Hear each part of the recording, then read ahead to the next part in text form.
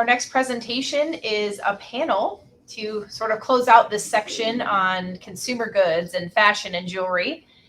And I'm excited to bring Kelly McCarroll Gilbert to the stage from Carbon. Kelly is a business development director on Carbon's application development team. And her focus to date has been on foam replacement, working to replace foam with variable density lattice parts. And we're also going to be bringing to the stage Emma Boucher and Gaia Galati, and I will let them tell you a little bit more about themselves. But Kelly, welcome to the stage, and thanks for hosting this panel. Thanks, Melanie. Are Emma and Gaia on as well? Bringing them up now. It'll just take a second. You can go ahead and introduce the panel if you'd like, Kelly. Yeah, so thanks for the introduction, Melanie. As Melanie mentioned, I am a business development director on our application development team. So working very closely with companies like Specialized to help incorporate Carbon's technology to create these high-performing products. Today we'll be speaking about how a couple of different people have used 3D printing and additive manufacturing to create these high volume and high performing products and bring them to market at scale. Before we dive into questions, I will let Gaia and Emma introduce themselves. Throughout this presentation, please feel free to put questions in the chat and I will do my best to incorporate them and leave some time for questions at the end. Gaia, do you want to kick things off? Sure. Hey, everybody. I'm Gaia Galati. I'm the co-founder and chief creative of Hilos. So Hilos is a footwear tech platform. We're reimagining the way shoes are made with 3D printing. So we make everything to order using on-demand production. And we also make everything recyclable. So all the shoes that we produce are designed to be disassembled and recycled at the end of their lives. And that is all thanks to 3D printing. Thank you. Emma, do you want to introduce yourself as well? Yeah, absolutely. Hi, everyone. My name is Emma Boucher. I am the product manager for saddles, grips, and tape at Specialized Bicycle Components. We are headquartered out of Morgan Hill, California. I, however, am based out of our Boulder office. I've been working with Specialized for almost 2 years now, kind of starting in more of an engineering type role and now moving into product management. But kind of my focus today and my product of interest today is bike seats or bike saddles. So really excited to show you what we've been working on, kind of where we came from and how we've been using 3D printing to really reimagine some of our most popular product. Awesome. Well, thank you both for joining. I'm going to get started with a couple of questions. Maybe starting with Gaia, and would love to hear from both of you. Very easy question. Why additive manufacturing? What inspired you to get started in this space? What have you learned along the way? What are some of the key benefits that you've seen as you started this product development cycle? Yeah, so for me personally, I've always been super intrigued by 3D printing since I was in college when I first heard about it. And so with Hilos was actually inspired by 3D printing. We have used it from the conception, and the way that we're using it is to reimagine the way shoes are made. And we kind of do that in parts. So one is more of the environmental piece. The other is more of the performance piece. So the footwear industry and the fashion industry is one of the most polluting industries in the world. And so me and my co-founder, Elias, discovered that with 3D printing, there's ways to really mitigate that. 24 billion shoes are made every year, and 1 out of 5 of those goes straight to the landfill. And that's because of overproduction. The way that the industry works right now is that buyers have to predict what customers are going to buy 18 months from now. And so the way that we can make shoes using 3D printing, we're actually able to make after customer orders, and that lessens the need to predict, and it takes away that 1 out of 5 pairs that has to go straight into the landfill because it wasn't accounted for. So one is environmental, and then the second is performance. we're able to use geometries, use CAD in order to completely enhance and recreate the way that shoes are made. Right now, the traditional way of making shoes is to glue a bunch of layers of different materials together, like foam, nylon, leather, things like that, that when they get glued together, it's pretty much impossible to take them apart cleanly and recycle those components.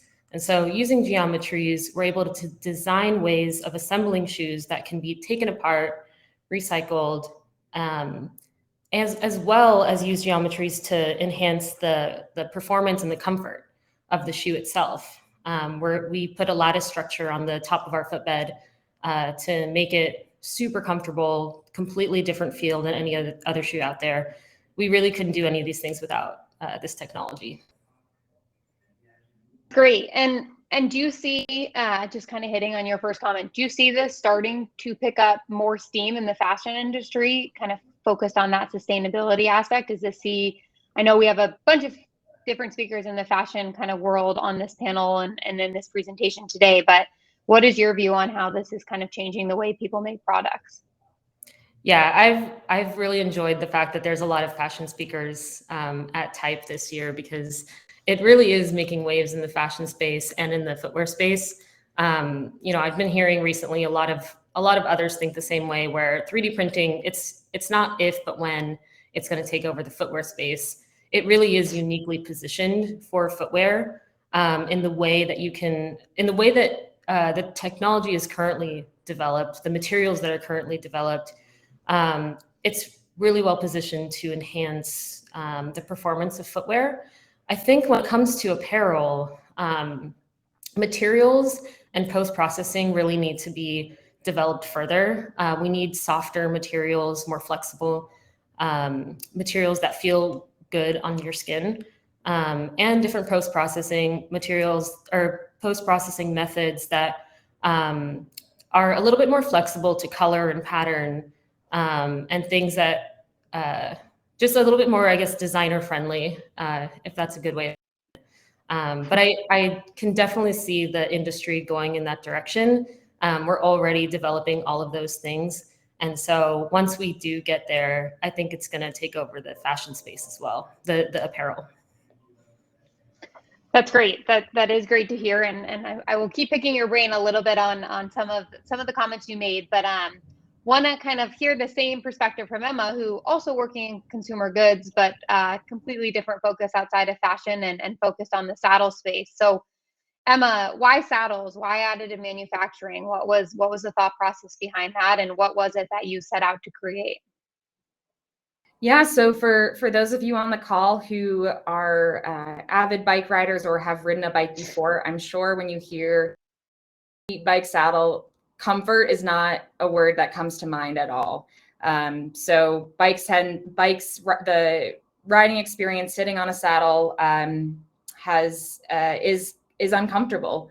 And so for the longest time, we've been making bike saddles out of traditional PU foam, which has kind of its limitations. So Specialized is really core to our DNA is innovation and pushing technology, not just for the sake of pushing technology, but to really provide a benefit for our riders and to improve the riding experience. And so I think saddles was really a perfect place to start because it is uncomfortable. So like I said, we use traditional PU foam for the longest time, and then kind of a few years ago started experimenting with different types of foam. We launched a saddle, if you're familiar with our Mimic line, Mimic technology, meaning to mimic women's soft tissue. So we took traditional cutout foam saddles and just kind of started chopping away at them and experimenting with different types of foam on the nose of the saddle. So where your soft tissue is in contact with the bike saddle, meant to mimic women's soft tissue. So we experimented with different types of memory foam. This has a cutout, as you see here. This prototype here has kind of a memory foam in the cutout, so kind of a supportive cutout, we'd call it. and so that was us using foam as much as we could to make the riding experience more comfortable. These saddles are incredibly popular among women and men. But we found that was really the extent that we could push foam, this kind of multi-density, multi-layer foam stacked on top of each other. That was really the extent of what we were able to achieve. So with 3D printing, that was a perfect opportunity to really reimagine how a saddle is manufactured, and also what kind of comfort it can provide. So we acquired a carbon 3D printer, I think at least 5 years ago. And I was an intern then and was experimenting with different lattice geometries, printing elastic polyurethane, kind of puck samples, and then all the way to 3D printing what would be a replacement for traditional foam. So now we have a fully 3D printed upper. That's probably the extent of what I'll go into now. But yeah, just perfect opportunity to improve the riding experience through 3D printing. Yeah, thank you. And I love that you have some visuals for everyone to get to see. Yeah. That's actually a really good segue. I'd love to hear a little bit more about the design process, and we're getting a handful of questions already in the chat asking the same questions. And maybe Emma, to kind of elaborate on what you were discussing, how did you go about creating this product? How did you and I have talked a lot about, the difference in qualitative and quantitative feedback and how each element was important. What were you out trying to solve for, and what type of data and testing were you doing to kind of make sure that you were actively tracking to a really high performing product? So I guess I'll just kind of pick up the saddle to show. So this is the first 3D printed saddle that we launched. It's the S-Works Power Saddle with mirror technology. Kind of hard to see, but underneath there is a multi-density, varying density lattice. Kind of as I said, with foam, we were able to kind of have a few different zones of memory foam and firm foam. Able to really manipulate the density of foam in a single part. And we're able to do that with 3D printing. So underneath, we kind of have a firmer density, if you were able to feel it through the screen, but it's a firmer density where kind of where your pelvis, your sit bones are really going to be planted on the saddle, meant to support you, and then softer, similar to the Mimic saddles, softer in the nose. So working with the teams at Carbon, we're able to use data, use measurements of, I guess, lattice parameters to manipulate what that means for ride feel. So Carbon can provide those stiffness parameters, and then we're able to ride test these saddles and get qualitative feedback. And are able to iterate from there. So there's a qualitative aspect in terms of riders who are familiar with our saddles. They're able to kind of give us a thumbs up, thumbs down, and elaborate on what they're feeling. But then we're also able to use pressure mapping to really confirm and validate the work that we're doing as well. So we're not just having someone saying, yeah, I think this feels better. Like, we're actually able to see that pressure is mitigated using a lattice structure versus a traditional PU foam. So it's really kind of this back and forth and iterate, try, and test and ride test and get out on the bike. We're able to do that many, many times, and ultimately get to a saddle where we know that we've hit the right balance of supportive and kind of compliant saddle. So yeah, is that good, sufficient answer? I'd say it's a lot of data that we use to not only inform the design, but then also validate what we're doing. I'm curious about something, Emma. Yeah, go ahead. So, because this reminds me a lot of our testing. We do wear testing. You guys do ride testing. So we've kind of gone back and forth a little bit, and it's been a little bit of trial and error on who we test with, because there's for you guys, you have professional riders and you have amateur riders, right? And we have the same thing where we have your day-to-day person that may not know much about footwear other than the fact that she's walked in shoes her whole life. and you have the footwear expert and designer, which we have plenty of in Portland, which is nice. And they give very comprehensive feedback, but they're not necessarily our customer. So I'm curious what's your guys' process in choosing your riders? Yeah, that's awesome. That's a really good question. So we have customers, we support professional athletes, professional road mountain bike sponsored athletes who ride specialized bikes and therefore specialized saddles. So they're not buying our product, but we do have to make sure that we're supporting them through the Tour de France or some extensive period of time that they're going to be on the bike. So we go over to Europe a few times a year and actually get our new product in front of our athletes and get feedback from them, knowing that they are a very unique use case. They can definitely provide like the longevity feedback because they're going to be putting so many hours on the bike. But we know that their riding position and kind of everything about their riding profile is not representative of your everyday rider. So we really make sure that we incorporate both and have, as I said, I'm in Boulder, Colorado, which is actually a huge cycling hub in the US. So we have kind of professional riders here and amateur riders here, and then everyday riders as well. So depending on the saddle that we need testing on, we really tailor our product testing and feedback, knowing that one group is not going to be representative, or we can't extrapolate that to all other groups. So yeah, it's an interesting balance of trying to, I guess, meet the needs of a lot of different types of riders. Yeah, that totally makes sense.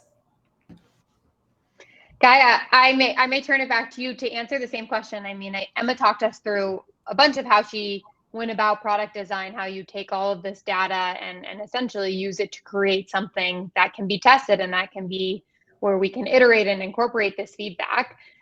It sounds like totally different product, but very similar process. So working with both amateur users and the equivalent of professor footwear experts.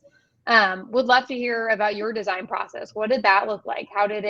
What did it look like for your first product? How has it continued to evolve? Would love to spend a little bit of time there. Yeah, definitely. Well, so I'll start by saying that we are a very small company. We're not specialized, and we're a startup and don't have the kind of budget to kind of get that data feed loop and the pressure mapping quite yet. So for us, it's a little bit more down and dirty. And the other part of it is that we're completely we're making shoes in a completely new way. And so every new design that we put out is something that's completely new. And anyways, there was a point to that and I forgot, but I'll tell you the process is that that we start with doing research. We start with researching different ways of construction, footwear construction, new ways, old ways. We actually came to our first footwear construction, which is called string lasting, which is our first product to market, the Georgia, that has, the leather comes together with the platform, which this piece is actually 3D printed. It looks like wood, but it's hydro dipped to look like wood. The inside actually looks like this. This is a different model, but this is the 3D printed piece before it's post-processed. So this is called string lasting, and the leather comes together with the platform using this cable right here. And so this is a super ancient form of shoemaking that we kind of brought back and renewed for 3D printing. So in the ancient form, there's many layers involved in this, but it's the same idea that a cable comes together and puts the shoe together. With our form, it's just one single piece that everything comes into the channels. And we were able to use 3D printing and CAD design to kind of create this architecture underneath. So that's one example of like us looking back at different ways of footwear constructions. And that's kind of usually where we start. From there, one of my favorite parts, we get to go shopping. We get to go look at different trends and designs that are out there. I know it's like a funny thing that we do, but we get to go shop around, look for inspiration, buy shoes that we're really into, and take what we like, leave what we don't, and then we start sketching. We sketch up a bunch of ideas. We kind of narrow it down, and going back to my point of like us being a completely new footwear company, everything we make is a new development. We are limited to just one development, or like 1 to 2, and then we narrow it down to 1. In the footwear and fashion space, usually what happens is an entire collection is designed and developed, and like half of it gets tossed, and the other half goes to stores or gets sold. So we're really limited because it's a new development. But yeah, so once it's sketched up, we go through a tech packing process, where we get into the technical details. We measure out the different widths and dimensions that we want to spec out. And then we have a 3D CAD designer who is super talented and throws it together in CAD form, and we put it in the printer.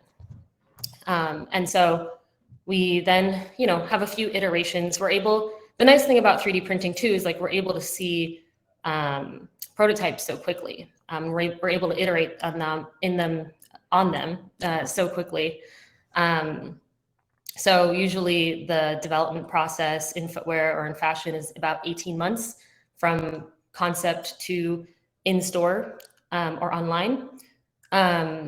With Hilos, we've actually been able to shrink that to about 3 months, and we're aiming to shrink it down even more because of how quickly you can do those iterations. So in between those iterations, that's where we do the wear testing. And so we do a couple of phases of wear testing where we have just the first sample size, which we sample it off of a size 8 because that's my shoe size. And we have a lot of size 8 people in our office.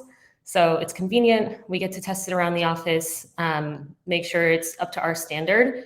And then once that is the sniff test, we go through a process called grading, which means, taking from that sample size and grading out our other sizes from 6 to 12 or whatever that may be. And then we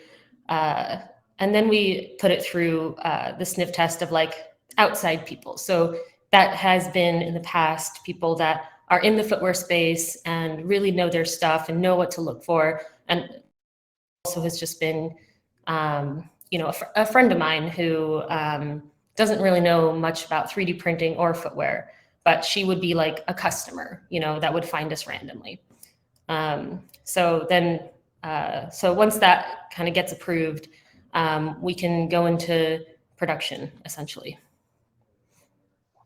That's really helpful and such an interesting space. I think I need to become a footwear tester myself. It sounds like you get access to some pretty cool shoes. We are getting a lot of questions in the chat about customization and what, if any, plans you have towards making these fully custom. I know you've talked a lot about the different sizes, and I know they're not custom today, but is that something that you've thought about, or something that a lot of times people hear 3D printing and I think, and probably same goes for the saddle, they think, oh great, this is going to be very personalized to me. Is that something you've spent any time thinking about, or something that you kind of see in the future of the fashion industry and additive manufacturing? Yeah, absolutely. There's a lot of space for customization in the 3D printing world and in the footwear world. And we actually started off wanting to be a lot more custom than where we are right now. And we kind of scaled that back a little bit after a lot of research, essentially. So for one, foot scanning, it's a really high touch point. So you're going to get a really niche audience that's actually going to do that. We did a lot of testing around foot scanning apps too. That is a little bit more feasible for a customer to do at home. And they just don't have the right accuracy for what we need with footwear. Every millimeter really does count. And so it's really hard to get accuracy there, especially with user error. You're not a professional scanner. Not a lot of people are. So it's really hard to get accurate data for scanning your foot. And we really had to take a look at what we wanted, right? Because the customization was a huge part of what we wanted to bring to the table, because it's such a big part of what 3D printing is. But at the same time, our goal was to commercialize 3D printing. Like, we wanted 3D printing to be at the forefront. We wanted your regular Joe Schmo to know what 3D printing was and understand the benefits of 3D printing, and like that meant going a little bit more going towards like the customer experience that people are used to, which is, choosing from a standard set of sizes. And so we decided to just lengthen that set of sizes because we can make on demand. It's a lot easier to offer more sizes. You don't have to buy into all those sizes, and use the benefit of 3D printing in many other ways.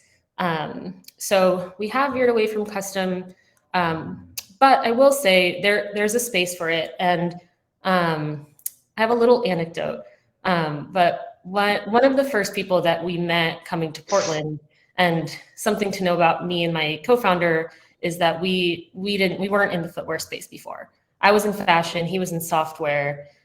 So we were like somewhat there, but we were new to footwear completely. And so we had to do a lot of research. We met a lot of people who knew what they were doing in footwear within Portland. And so one of those people, Bill Crary, he owns Crary Shoes. He's been around for many, many years, and he does super customized footwear for people that have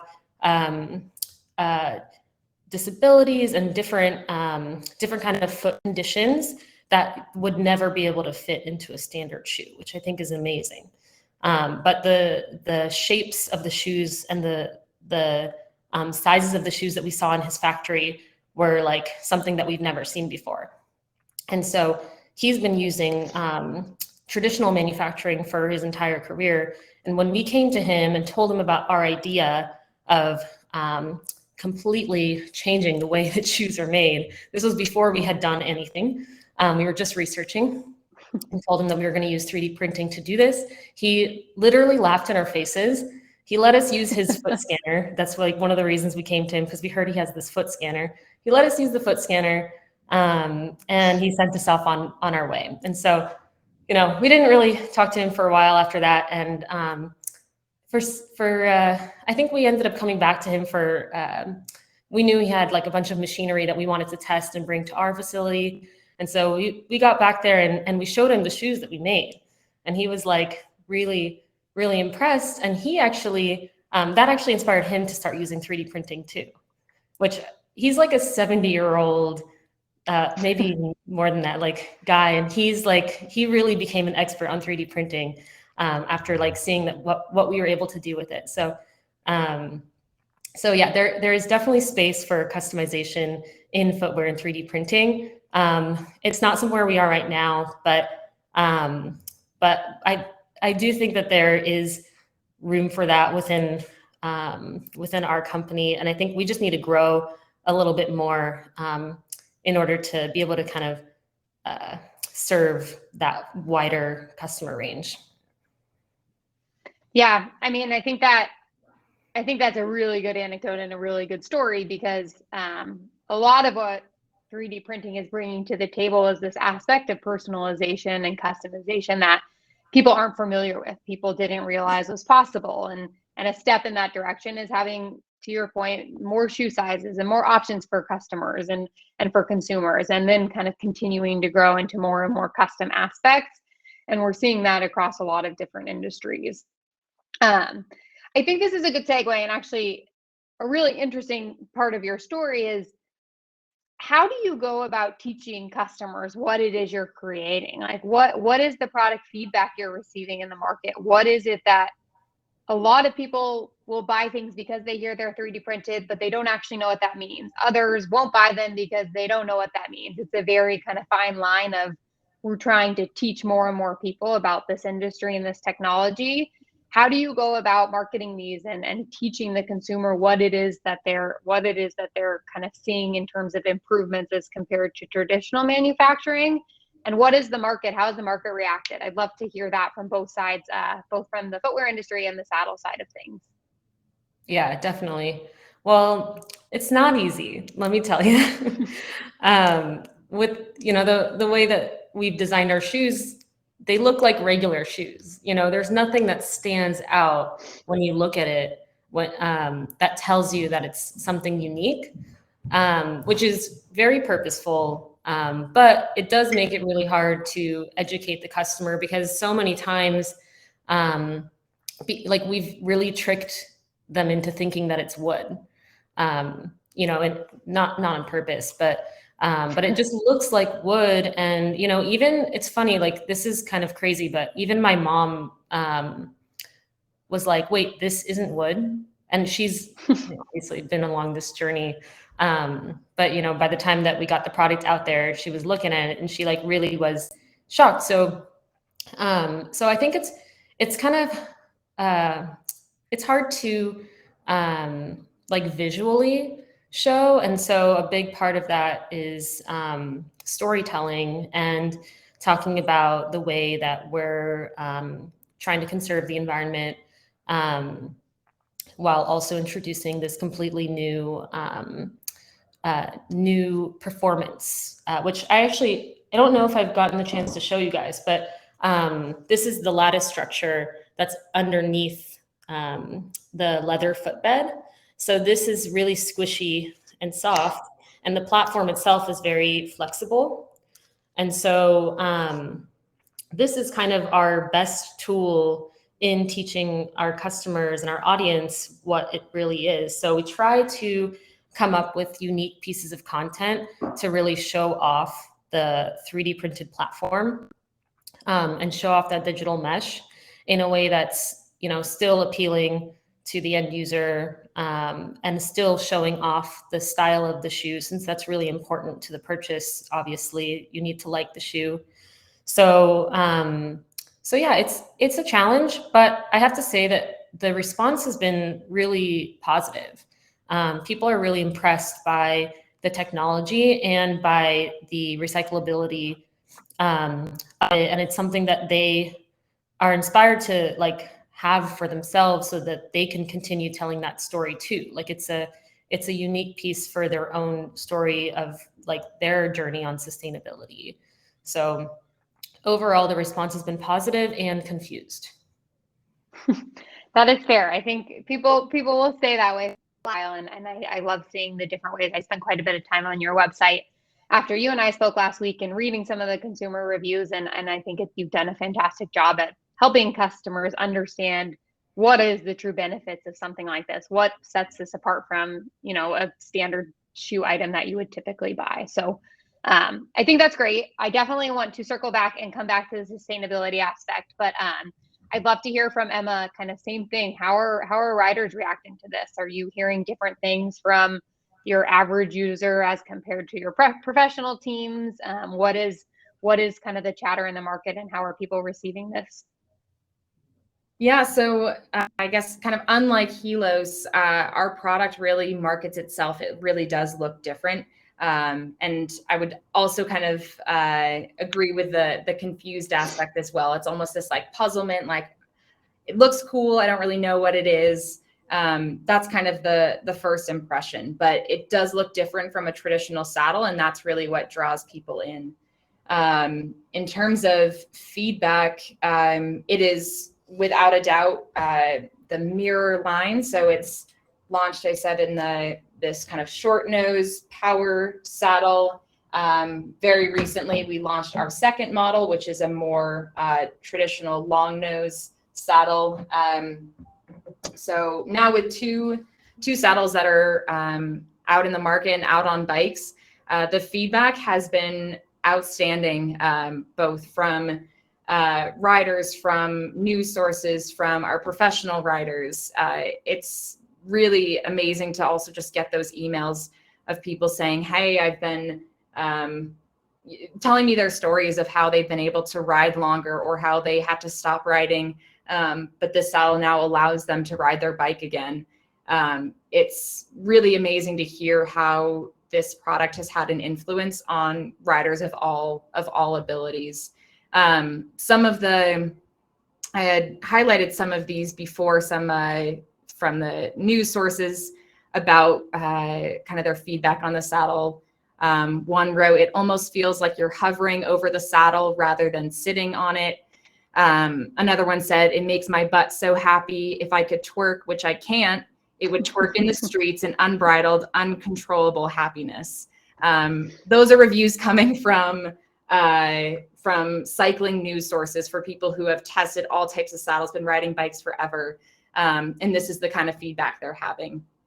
On the professional front, our professional riders, in the way that they're not always the best product testers, they're very hesitant to change. Their bike fit, their bike setup is super, super important. And once they find something that works, you really don't want to change it. And any small change can result in a big performance, comfort difference for them. So to get a rider to change a saddle is a huge task. And I really don't know how we did it, but I was over working with the teams, I guess January of last year. The mirror saddles were still a bit new, and we had a few riders on it, but not a ton. Now seeing pictures from some of my teammates who have gone over and worked with the riders again this year, they're sending me photos of all the bikes lined up, and you just have a mirror saddle on every other bike. And that's incredible, again, for riders who are super particular, super hesitant to change. To see so many of them riding this product is amazing. And likewise, have heard from those riders of how it's made their experience so much more pleasant on the bike.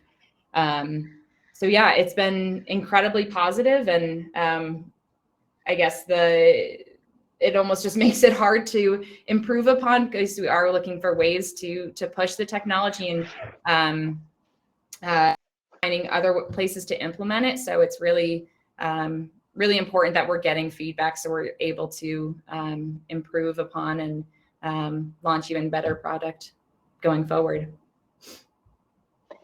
Yeah, I think that's great. And I remember from when you and I spoke, even a couple of months back, you shared a quote with me that somebody responded that this saddle is so great because they can't actually feel it under them.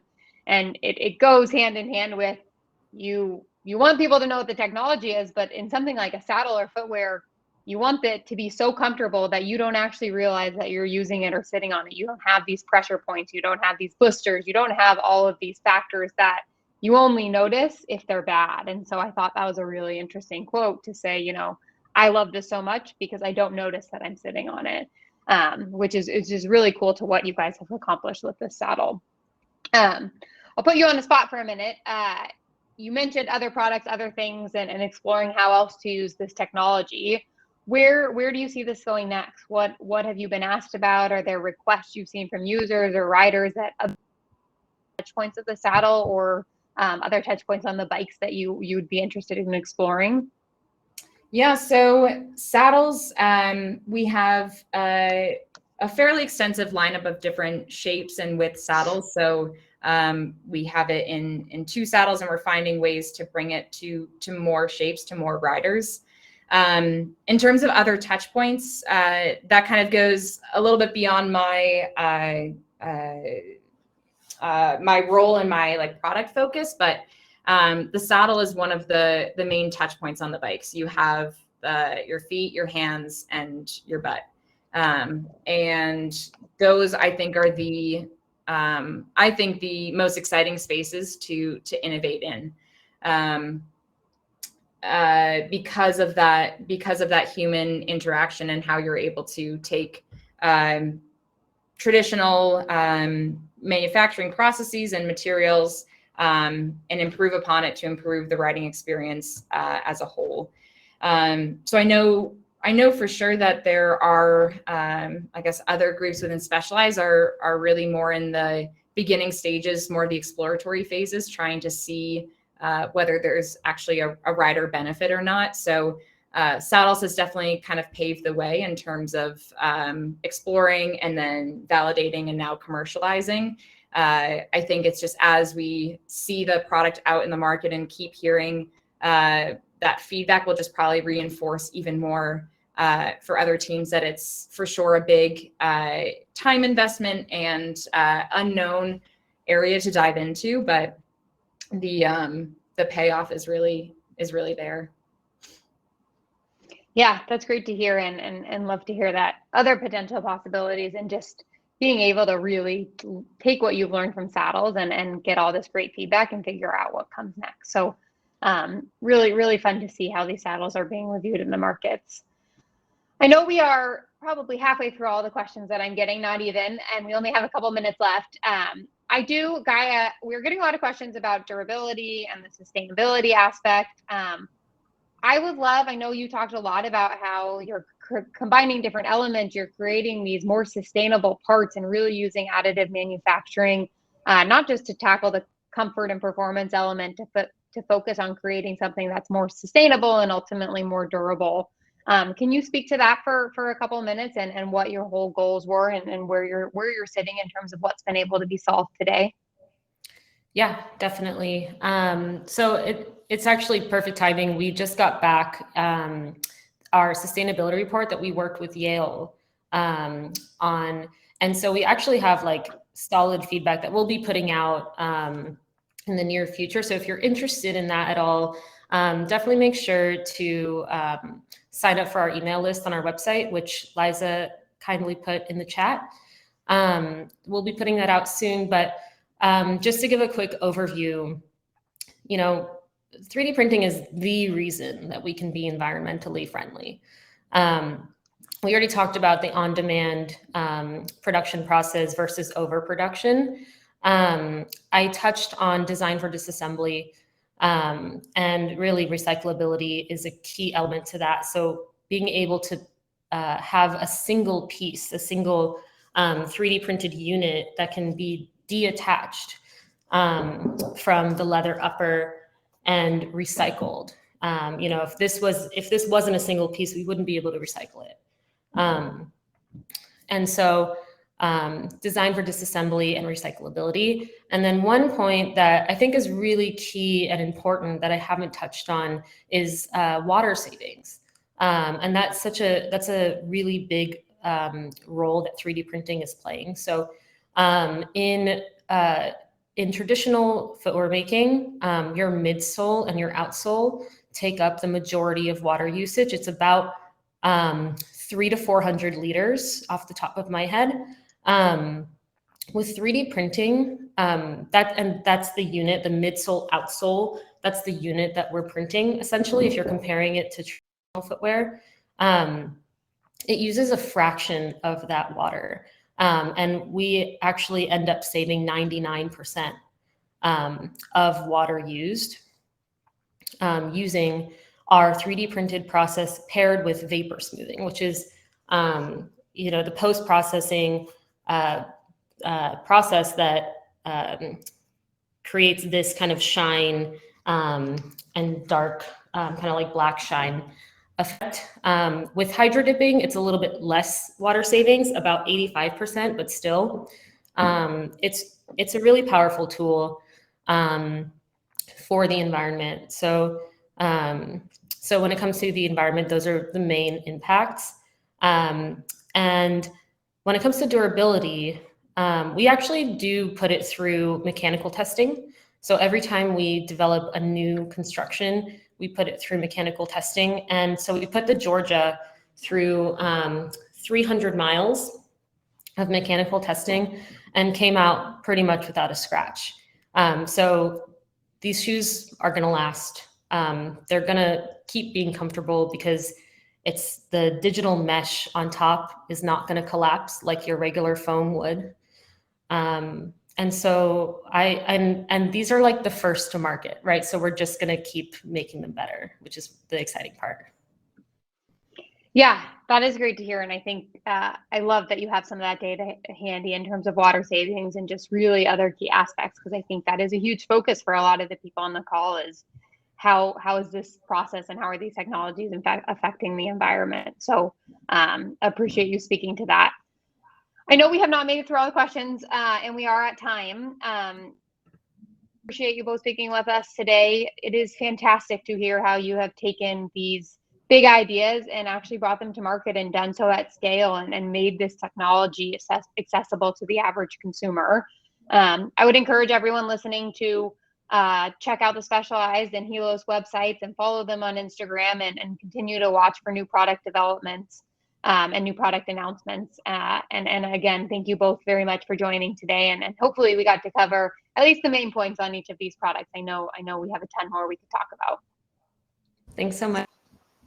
It was great. Yeah, thank you, everyone. Thank you so much, ladies, for joining us. I'm not really a biker, so I can't speak, but I'm sure the Specialized seat is pretty amazing. But I am a wearer of Gaia shoes, and they are amazing, and I get lots of compliments, and they're very comfortable, and they do actually look like wood. So yeah, my husband didn't believe that they weren't, and I said they're not wood. They just put them through a really cool finishing process. So thanks for joining us and giving us some insight on how 3D printing is used in consumer goods. Thank you. Thank you.